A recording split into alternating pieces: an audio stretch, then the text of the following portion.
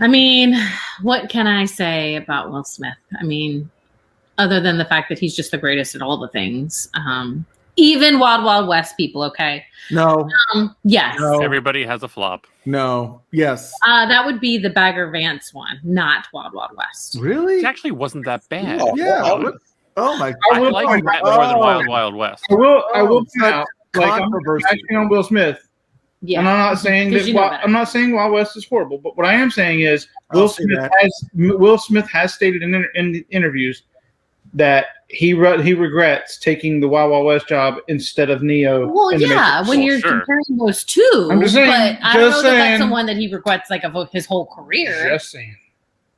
Anyway, apparently, because music and movies and dancing and all that wasn't enough, now he's also going to be a writer, and he's coming out with a memoir that's aptly named Will.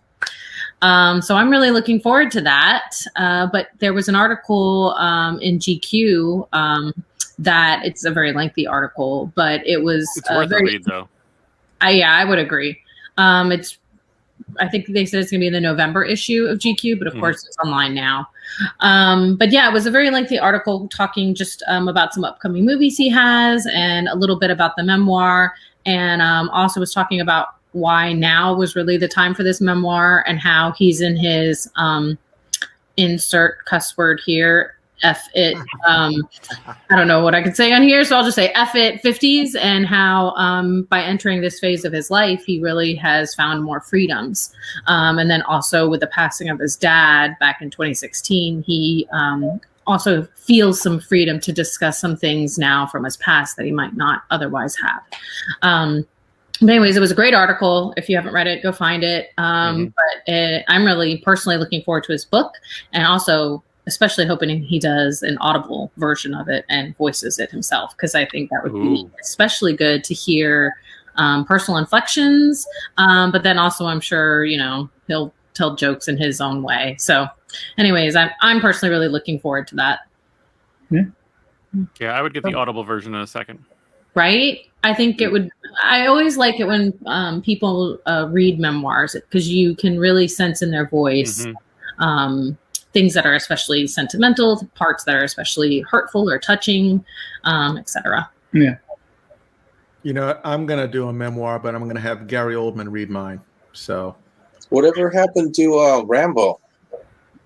I thought you said Sylvester Stallone. You said you're going to have your memoir read by Sylvester, or was that something else? Oh, it was Sylvester Stallone. You know who it was? It was, and not Gary Oldman. It was my boy, Christopher Walken.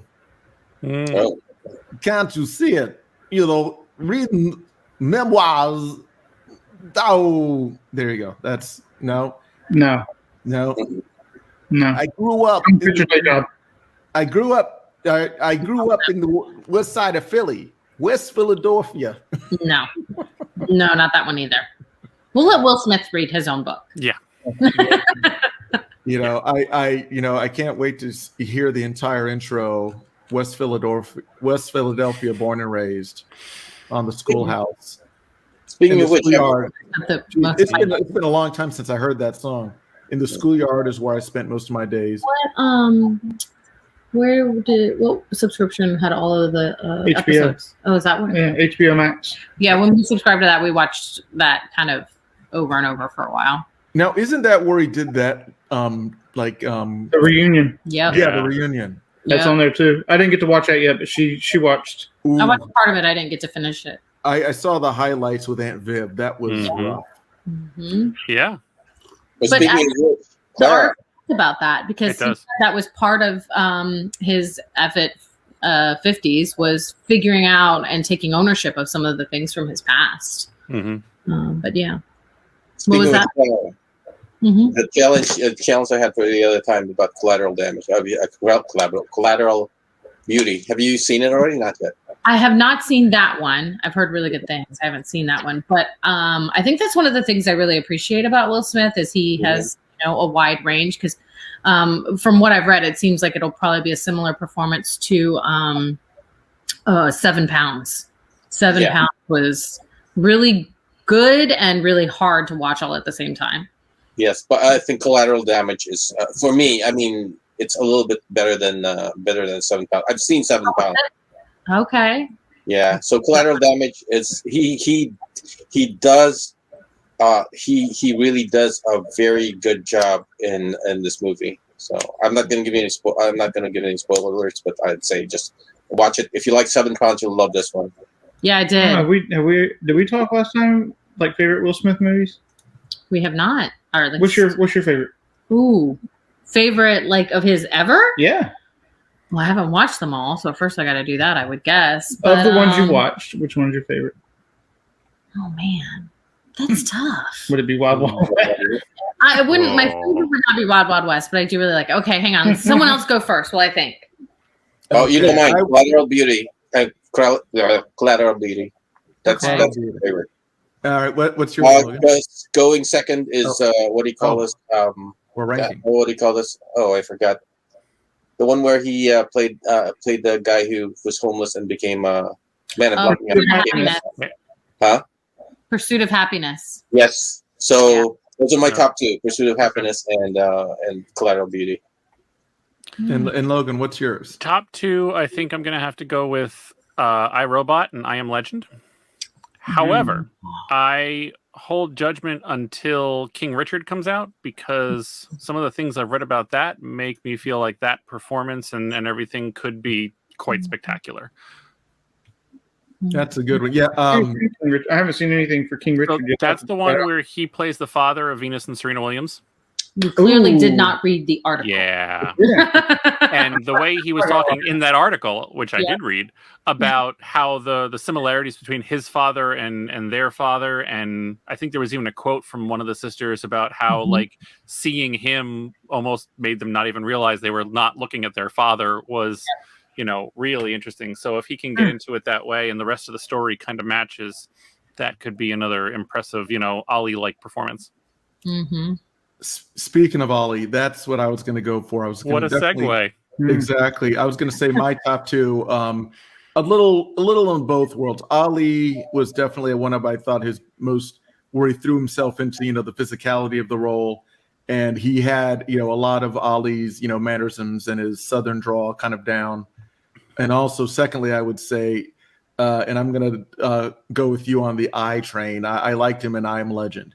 Only because it required him to do basically carry that entire film for the first half, just him and a dog. Yep.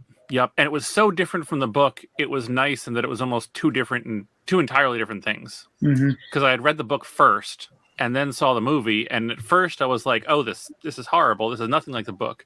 And then I watched it again and I was like, all right, but this stands on its own, though, too, because, his performance and ability to carry that movie with just him and a dog and a whole bunch of CGI was spectacular. So I think I'm actually going to go with I Am Legend also, but with the caveat, did y'all know there were two endings to two different endings? Yes, I was just going to talk. The alternate one was better. The alternate, and so here's the thing. The whole time I'm watching this movie, that alternate ending is the one that I was expecting. I was like, oh, he's going to realize. So I feel like he actually acted towards that ending, but then they flipped it for theatrical. So for those, well, I don't know if I should give a spoiler. Yeah, it's been long enough. For spoiler alert for those who don't want to know. So the two different endings are one where he basically like kills himself, kills all, I don't even know what those beings were called, the bug people, whatever they were. Vampires, right? Yeah. But that to me didn't. How does that live up to the name I Am Legend, right? And I remember sitting in the theater going, "This can't be the right ending." And I literally like went home and Googled because I was like, it did not feel right. And then that's when I found, I think it was on YouTube, the actual original ending, which is where Will Smith actually kind of realizes, okay, like me, my type of human, my being, I am legend. and it was much more dramatic and I think fitting ending for that movie. So that I think would be my favorite, but with the alternate / correct ending. Well, agreed. I don't know if you guys remember that I actually said mentioned in one of our what do you call this shows that this was actually a remake of Omega Man with Charlton Heston. But it's like a totally different. It's not even a remake. It almost shifts to a totally different story. But it's also the story of Dr. Neville. Oh. But he was played by Charlton Heston. And yes, they do have those creatures, although they're not as scary as the well. Scratch that; they're scarier than the CGI. A little black hood and some white contact lenses, and they are 100 times scarier than the CGI ones. Yeah, I mean, this book was originally written back in 1954. I Am Legend, and it was actually adapted 3 times. Omega Man being the second in 1971. So this book has. Yeah, once in 64 where it was Vincent Price, second in 71 with Charlton Heston, and then the third in 2007 with Will Smith. So the book has been remade a couple times. Yeah, the 1960 movie was called The Last Man on Earth. Yes. Yep, The Last Man on Earth with Vincent Price. It's a little unsettling how in this Will Smith one the whole contamination was, oddly science accurate, not science accurate, but science plausible. Yes. Trying to compromise. What was it? Measles or something? The rabies virus. The rabies virus. They altered the rabies virus in order to cure cancer. Was it rabies? It was a rabies virus. Yeah. All right. I believe so. I believe that's. See, now you're doubting yourself. Now I'm doubting myself. I swear I thought it was like measles or mumps or something, and. So it was measles. It was measles. See, it was measles. Re-engineered the measles virus to cure cancer. Yes. However, is that in the movie or is that in the book? That's in the movie, the 2007 movie. I Am Legend.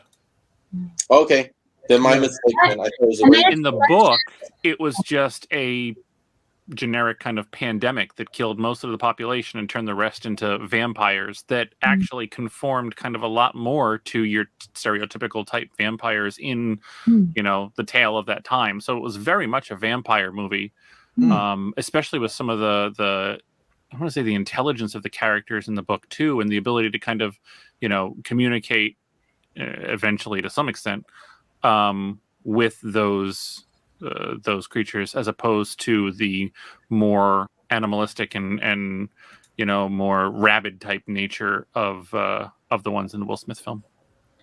The other thing that article talked about was that I Am Legend took 10 years to make, which I didn't know. There were some rights issues, I think. Is that what that was? Because I was pretty like, sure. 10 years, that's crazy to me. I still, to this day, I think they were trying to. And I'll say the same thing for World War Z, which also took a long time to make and is taking even longer to make the sequel, is that don't go CG if you can't pull off CG, especially if it's a main component of the story.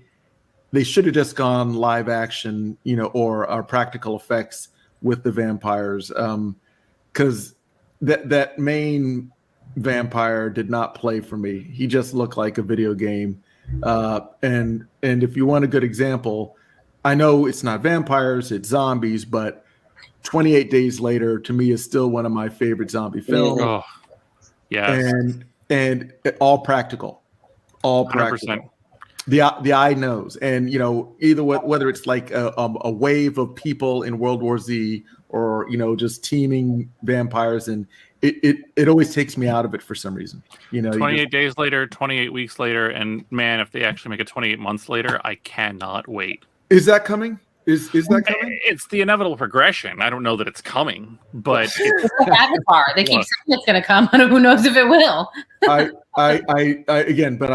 First of all, the fact that they were able to pull off the sequel with a different director, different leading cast. For those who don't remember, Cillian Murphy made his basic break in 28 Days Later. Yep. And then in the sequel, it was what's his name? Hawkeye. Jeremy Renner. He was the kind of the leading man, and but it was just and also Idris Elba was in it. Mm-hmm. So there you go. It was Heimdall from Thor and Hawkeye from the Avengers. You see, Clara, I brought it back. All the way back again to comic book. I picked it up. Well, and Cillian Murphy was Scarecrow. Many of your favorites. In Batman. You're still thinking about that? I haven't. Well, I never got a chance to go. So, but it's all right. We can go on. What were your favorites? Like I said, I have too many. You can't pick one? No. No, because I like him in all the Bad Boys movies, right? I actually liked him in Hancock. I did not like that one. I appreciated what it tried to do, but I didn't like the movie. I actually did, just because I thought it was an interesting approach and 100% change. I agree with that completely. Like somebody that has superpowers but doesn't want to be a superhero. Mm-hmm. And, I like the theory, but I don't like it. Has the execution lacked. Yeah. Huh? Oh, yeah. And then Hitch. Oh, Hitch because I felt like him and Kevin James. Yes. Kevin James actually had really good. They did on-screen chemistry. Yeah.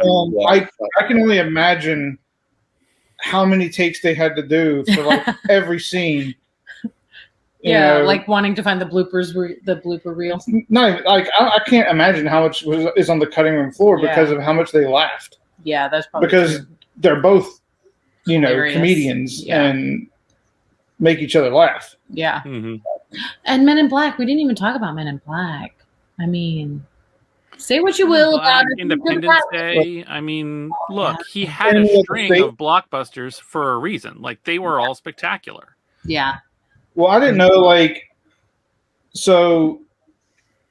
around the time he did Bad Boys 2. The next year he did iRobot. The following year he did Hitch. If you would have read the article, they said that for like 6 years in a row, he had the 6 or 8 or something. It was incredible. Yeah. I mean, Yeah. Yep. Big Willie. Was his breakout movie Independence Day? Well, he did a film called 6 Degrees of Separation. Yeah, that was a big one. Yeah, his cinematic debut, so to speak. And then, Bad Boys was before Independence. Oh, you're right. Bad Boys might have been the one that, really... Was it? Yeah, Bad Boys was 95. Yep. Wow. And Independence Day was 97. Exactly. Wild West. Wild West was a fluke in the middle there in, 99? Yep. Not a fluke. I actually liked it. I thought it was funny. He went to Wild West. He went with Becker Vance, even though I didn't mind it. And then he picked back up with Ali and Men in Black 2. So it didn't kill his career, but it certainly wasn't a high point. I like Enemy of the State. I forgot about Enemy of the State. Yeah. There were so many people in that movie that you don't realize. Obviously Gene Hackman, but you had...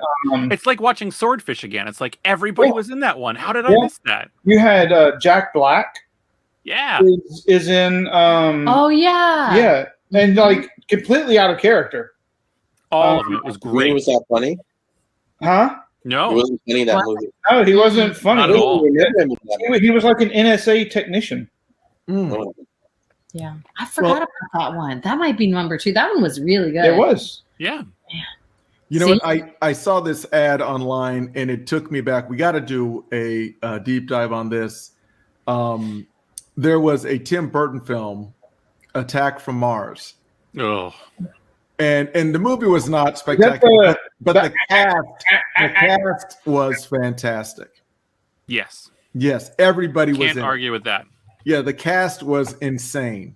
The cast was incredible, but the movie was equally incredible on the opposite end of the spectrum. Is that Mars Attacks? Mars Attacks, yeah. Yeah. Was the one with Natalie Portman? Jack Nicholson was the president? Jack Nicholson was the president and the casino owner. He played 2 characters.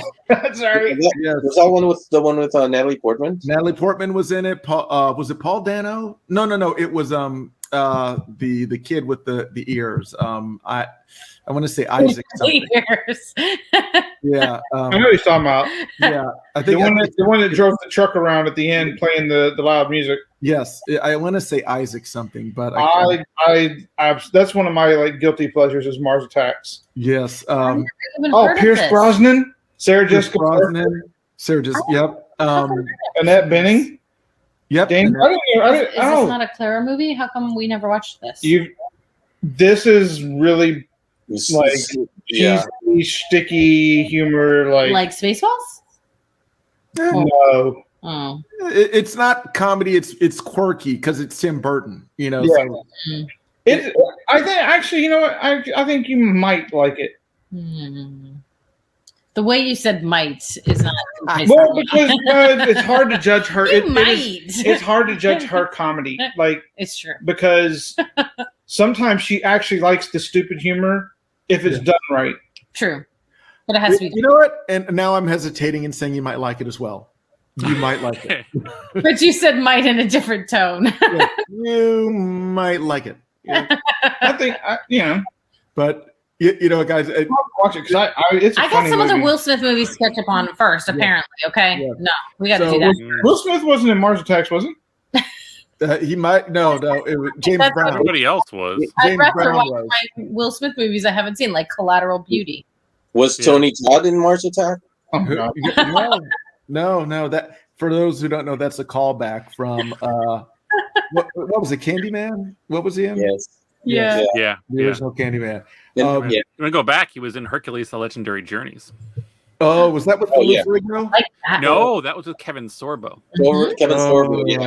Oh, the series, yes. That's a whole different, Kevin Sorbo. different conversation. Yes. But that was with Kevin Sorbo is where I know him from.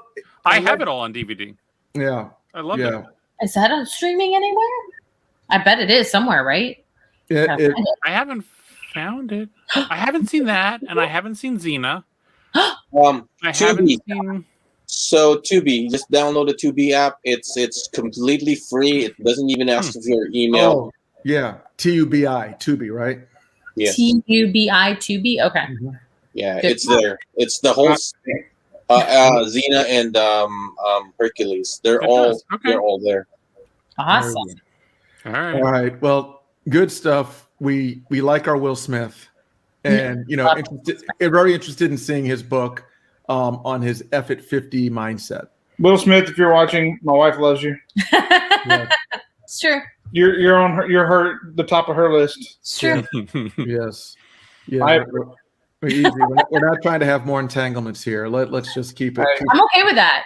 Oh, I am too, because then I could be like, oh, okay, this is a whole nother show. Yeah, I'd be like, what? Did your Binge Theory after Will Smith? What is this? Will Smith hook up with your wife? I don't think so. Right? Yes. This is a different kind of 6 degrees.